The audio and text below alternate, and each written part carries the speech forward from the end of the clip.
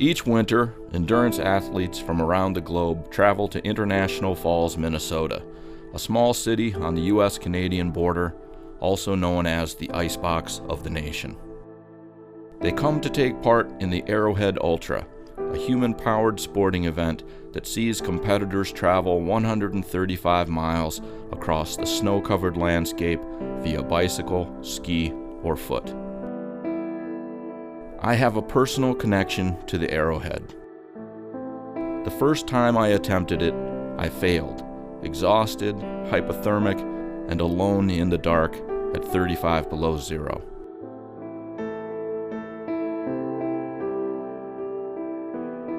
The next year, I came back and finished it.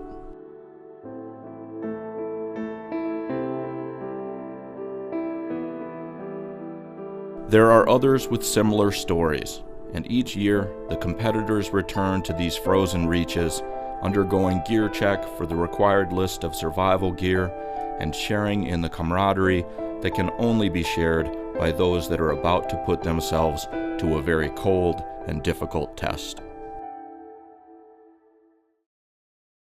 Morning comes early as the race begins before the sun has risen, and the chaos of the start area will only last until the gun sounds.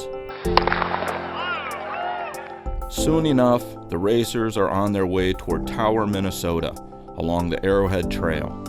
They will pass through 3 checkpoints en route, and the terrain will change from flat to hilly to hillier, and eventually back to flat. The fastest athletes aim to challenge the course records. Others just hope to finish. The fastest rarely stop, even at checkpoints. For checkpoints are comfortable yet savage traps that can be incredibly difficult to leave. Muscles ache, the mind becomes weary, self-doubt creeps in, and the devil on your shoulder says, just stay a little longer. For all the training and preparations a racer makes before the Arrowhead, the weather remains the great unpredictable force. In 2013, it brought warm temps and heavy, wet snow.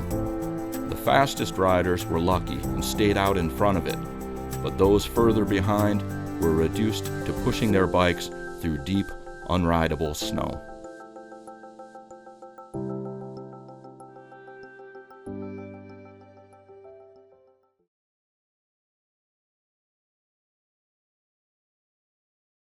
Midnight on day 2. Scott Jensen of North Dakota approaches checkpoint 3. It has taken him 20 hours to push his loaded bike the 35 miles from checkpoint 2. He is tired and sore and says he thinks he is finished. He decides to rest in the kerosene-heated tent. An hour later, he is back on his feet. He says he will attempt to finish, prepares himself once more, and heads out into the darkness.